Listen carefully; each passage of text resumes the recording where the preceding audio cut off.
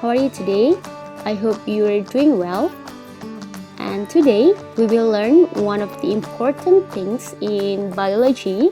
It is bacteria. So here you go. Enjoy!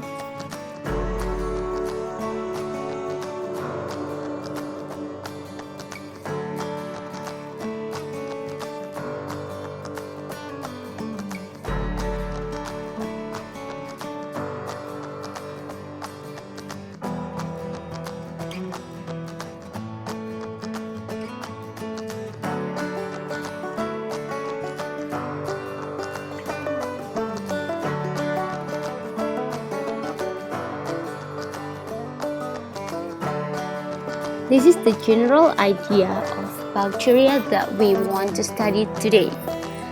First, bacteria are the most numerous organisms and are more widespread than other living things. Second, bacteria live on land, seas, and some in extreme places. Third, some bacteria are beneficial but some are harmful. Fourth, bacteria are unicellular and prokaryotic organisms. And lastly, bacteria generally do not have chlorophyll and they are microscopic.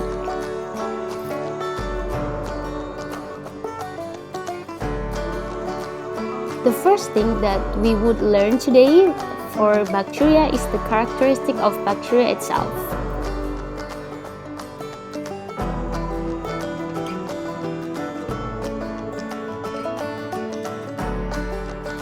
As what I mentioned before, bacteria are the multicellular organisms. They are prokaryotes or they do not have cell nuclei, and generally they do not have chlorophyll. They have body sizes that vary between 0.12 to hundreds of microns. Generally, we have an average size of 1 up to 5 microns.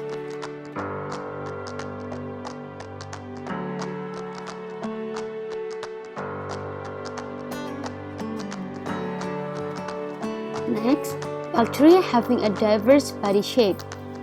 They are free living or parasitic, and as what I mentioned before, the bacteria also live in extreme environments such as in hot springs, craters, or pit. Cell walls are not contains peptidoglycan. Bacteria cosmopolitan live in various environments. The cell wall contains peptidoglycan.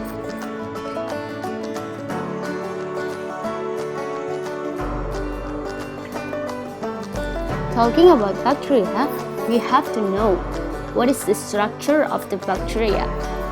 The basic structure that owned by almost all types of bacteria includes cell walls, plasma membranes, cytoplasm, ribosomes, DNA, and storage granules. And additional structures that owned by certain types of bacteria and may vary between all the bacteria, including capsules, flagellums, pylosis, fimbria, chlorosomes, gas vacuoles, and endospores.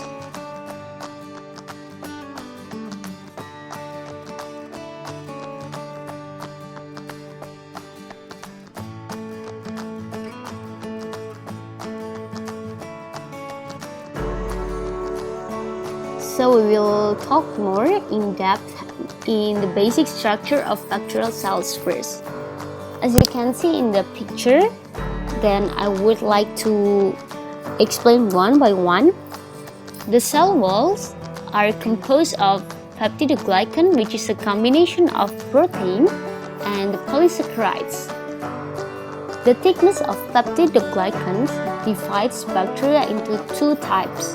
The first is gram-positive, which is they have the thick peptidoglycan, and the second type is the negative bacteria or gram-negative bacteria. They consist of the thin peptidoglycan. Secondly, the plasma membrane. It is a membrane covering the cytoplasm composed of layers, phospholipids, and proteins. And the third is the cytoplasm. It is a cell fluid among the cell. The fourth is the ribosomes. Ribosomes basically are scattered organelle cytoplasm composed of protein and RNA, or genetic material of bacteria itself. And the last is the storage granules. Why it calls as storage? Because bacteria store food reserve needed, and this structure is served as the storage of their food.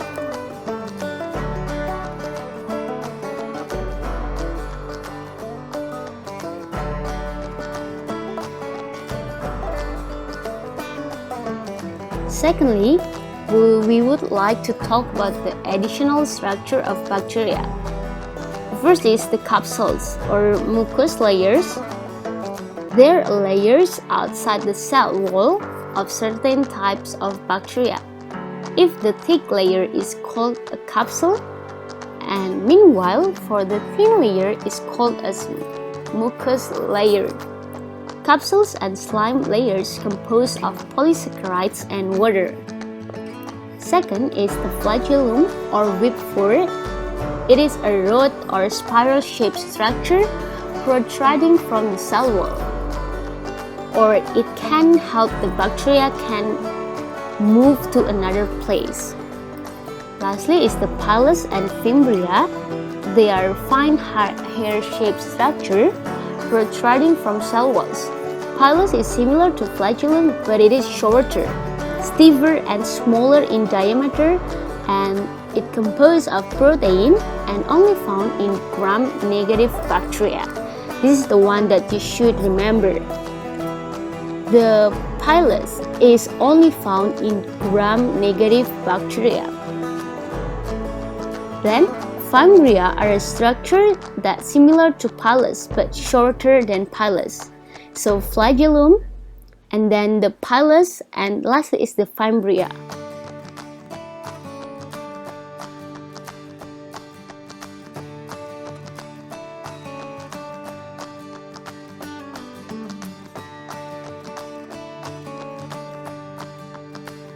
The next is chlorosomes.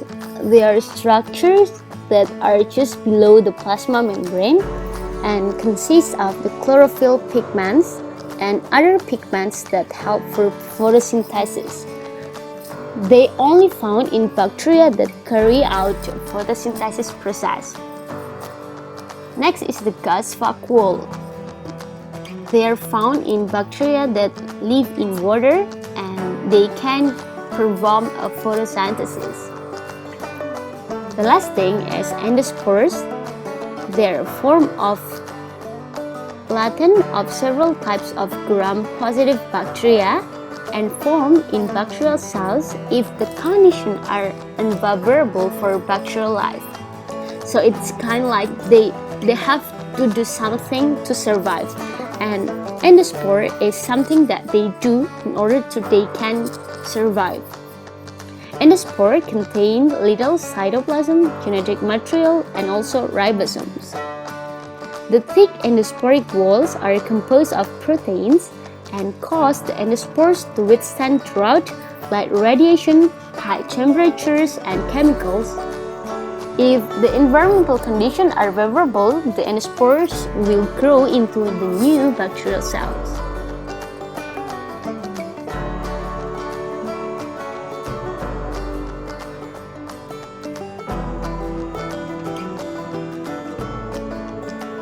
After talking about the bacterial structure, now move on to the bacterial forms.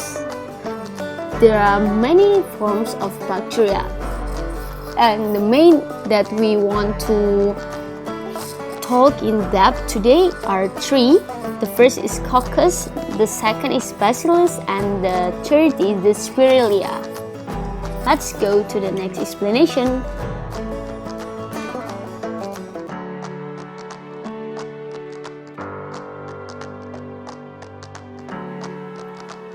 Coccus bacteria, or maybe you can remember, Coccus bacteria is similar with the marble shape.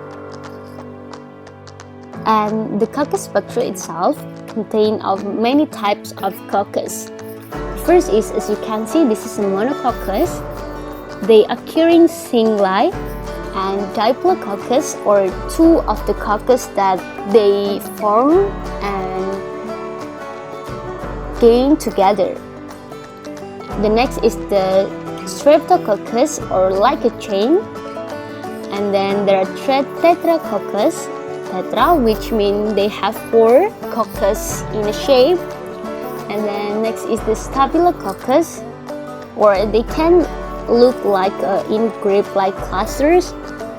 And the last is the Sarcina, or three-dimensional geometrical forms.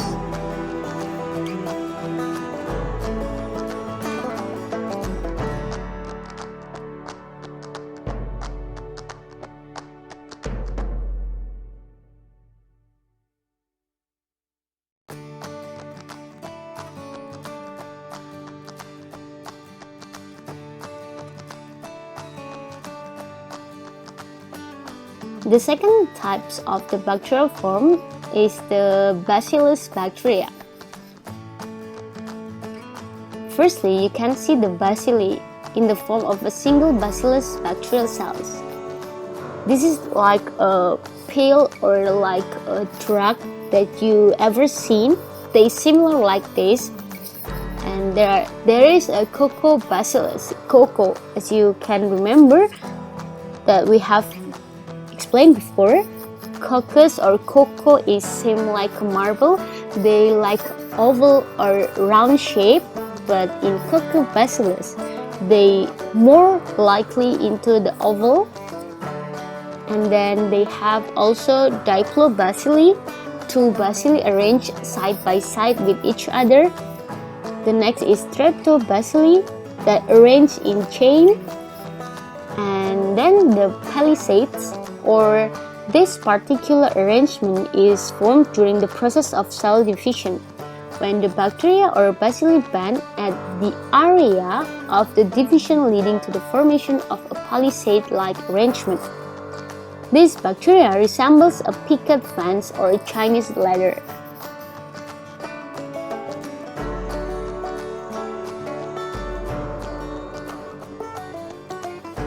Lastly is the Spiralia bacteria.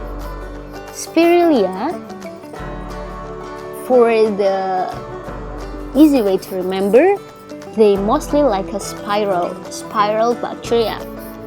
The first is spiral. They have a wavy cell shape. And then they also have Spirosetta. It is a krill-shaped cell. And lastly, Vibrio is a cell formed like a comma punctuation.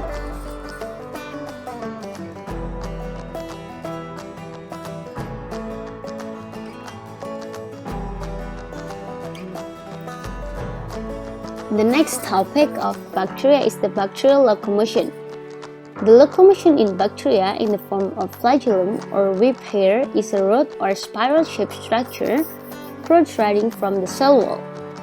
Flagellum allows bacteria to move towards favorable environmental conditions and avoid the environment that is detrimental to their lives. The flagella can also be a causative agent of disease in several species of bacteria.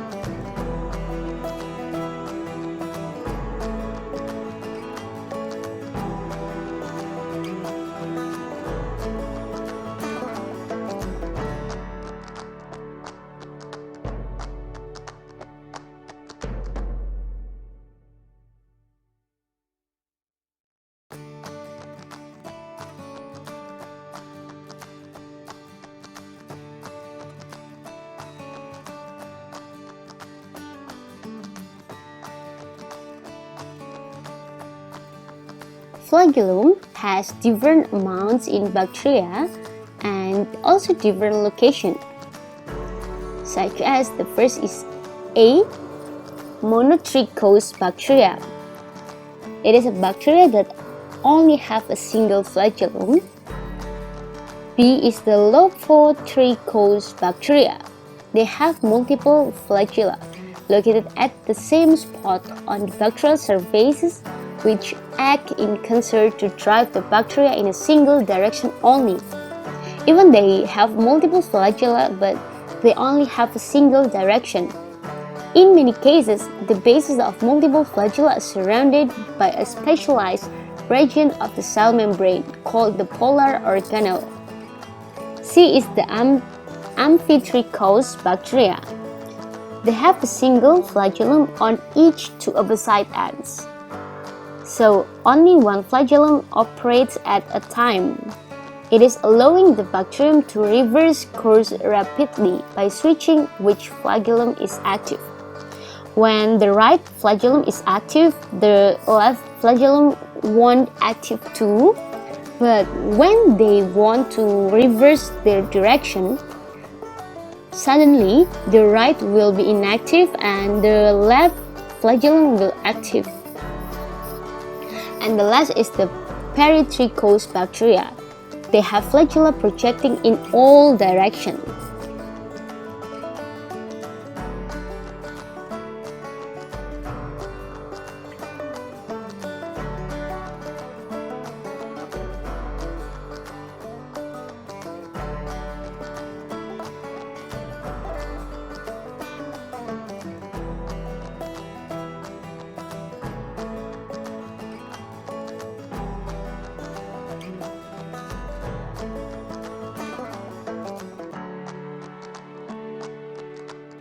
Here we will talk about the factors that influence the bacterial growth.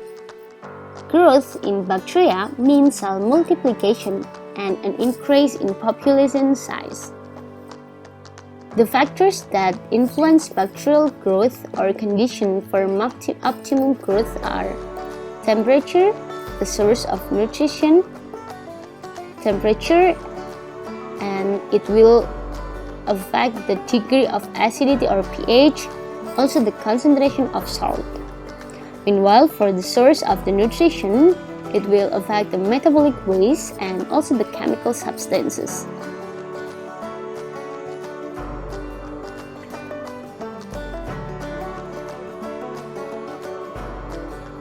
Next, this is the propagation of bacteria. Bacteria can reproduce themselves through two ways, sexual and asexual. For the asexual reproduction, the bacteria generally reproduce as the vegetative or unmarried by only dividing themselves. Cell division in bacteria is binary division where each cell divides into two. Meanwhile, for the sexual reproduction of bacteria, they reproduce by exchange their genetic material with other bacteria. The exchange of the genetic material is called genetic recombination or DNA recombination.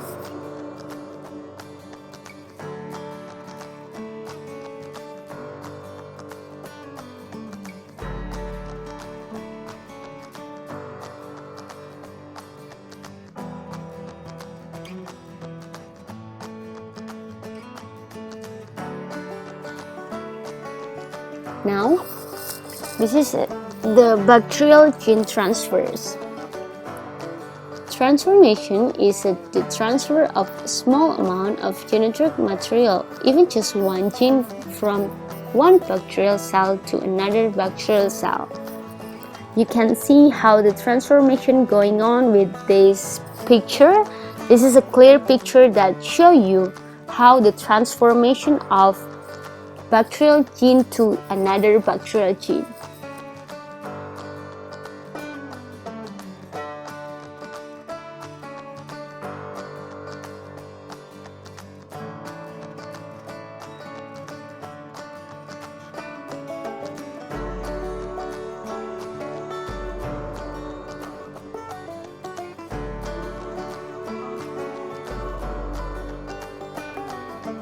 The second type is the transduction. This is the transfer of genetic material from one to another by means of another organism or bacteriophage, or even called as the bacterial virus.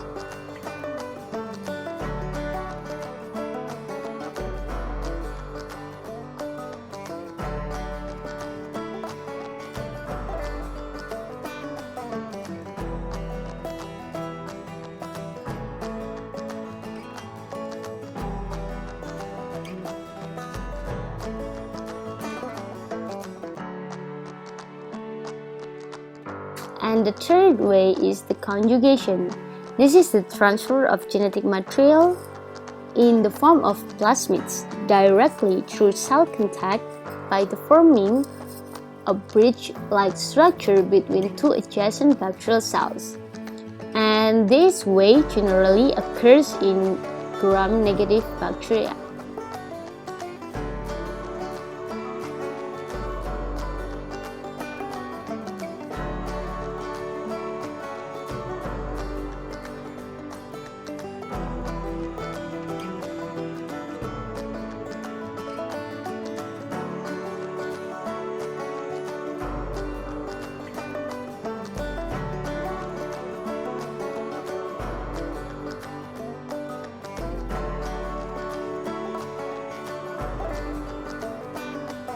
So previously, I said many times about gram-positive and gram-negative bacterial cells. How we can know which one is the positive, which one is the negative? Here, gram staining is mostly done to identify bacteria, especially those related to health. The result of coloring, there are two kinds, namely the purple one, and they classified as the gram-positive bacteria. Meanwhile, for the red or pink one, they called as the gram-negative bacteria. Why the positive one is colored in purple? Because in gram-positive bacteria, the cell wall consists of peptidoglycan that more than the lipid inside the bacterial cell. And vice versa, in gram-negative bacteria, they only consist less peptidoglycan rather than lipid. Why they call as negative? Because gram-negative bacteria can generally cause pain or illness in human or even other living organism. Gram-negative bacteria show three layers of cell wrapping, namely the outer membrane, the middle layer, which is the murine layer or the cell wall, and the last is the plasma membrane inside the cell.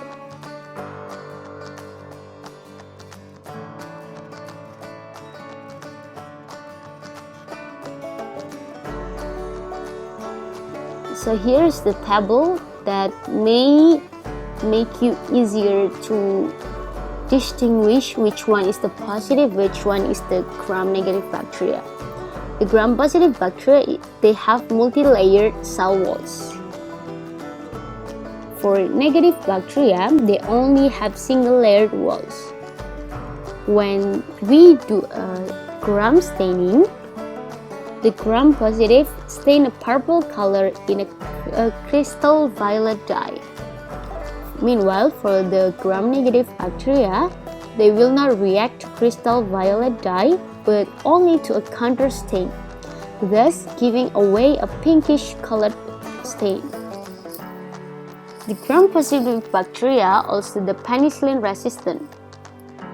Meanwhile, for the gram-negative, they respond well to penicillin treatment.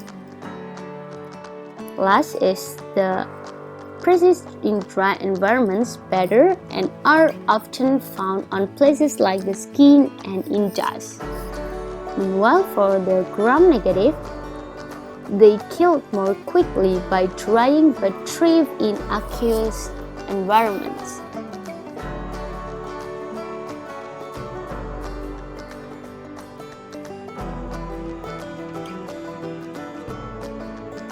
This is the picture that can show you clearly how the cell walls of both types of bacteria can be different.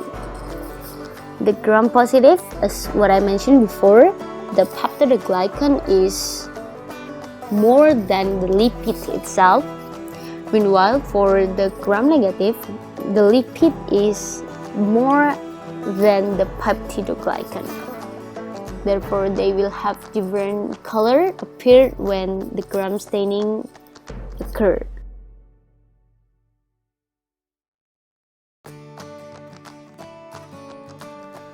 This is the procedure how to perform a gram staining towards the bacteria, and each step have their own purpose. The first step is fixation, and then crystal violet, iodine treatment, decolorization, and the counter stain safranin.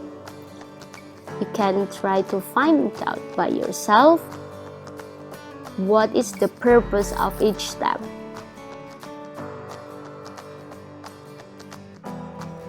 And in this picture, you can see that there are some types of gram-negative bacteria as well as the gram-positive bacteria. So you can observe and try to also remember what we have done before, the coccus, the bacillus, and another types of bacterial cell.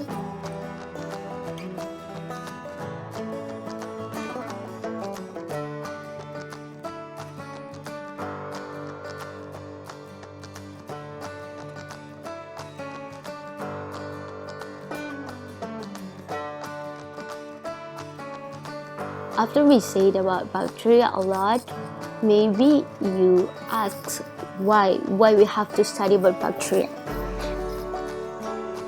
Actually, bacteria also have important role for our life, and here are some beneficial bacteria. Decay. Bacteria can decay.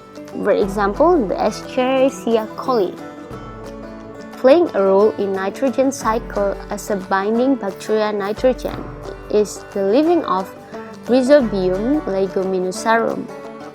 It is symbiotic with the roots of legumes and plants, as well as the Azotobacter chlorococcum. They also use as soil fertilizers, also the manufacture of chemicals such as acetone and butanol.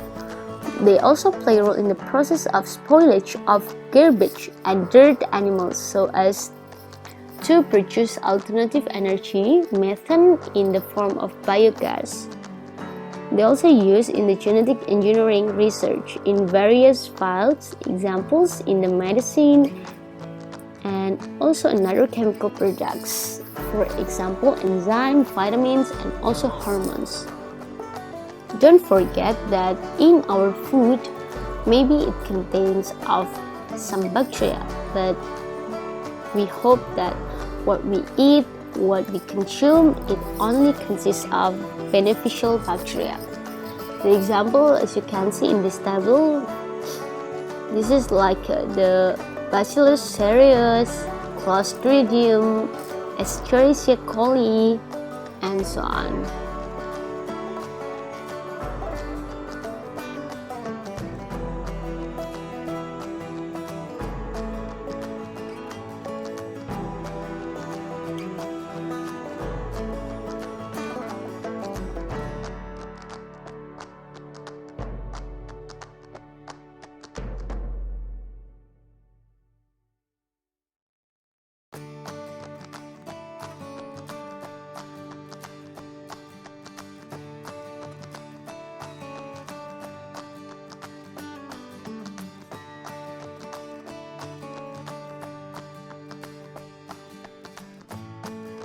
As what I mentioned before, bacteria also have important roles in the health field.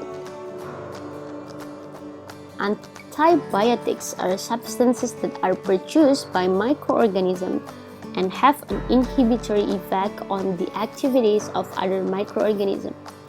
This compound is widely used in curing a disease. Some of bacteria that are produce antibiotics are the Streptomyces cereus.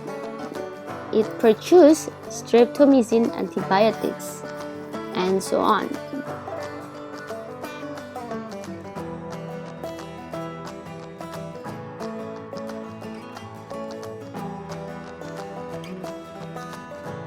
However, not all bacteria can give benefit for the organisms. Some of the harmful bacteria or detrimental bacteria are as follows. They can make food spoilage. For example, Clostridium botulinum. They can also make some diseases such as the cholera. And the other example of detrimental bacteria you can see in this picture.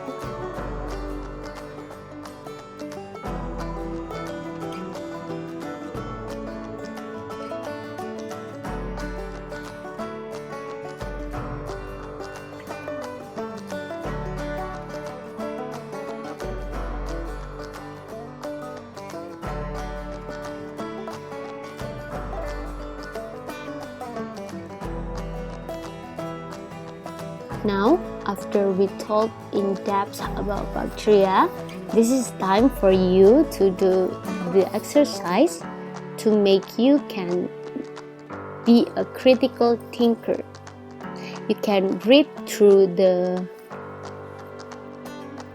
question, also the directors of the question, and then try to figure out how to solve this exercise.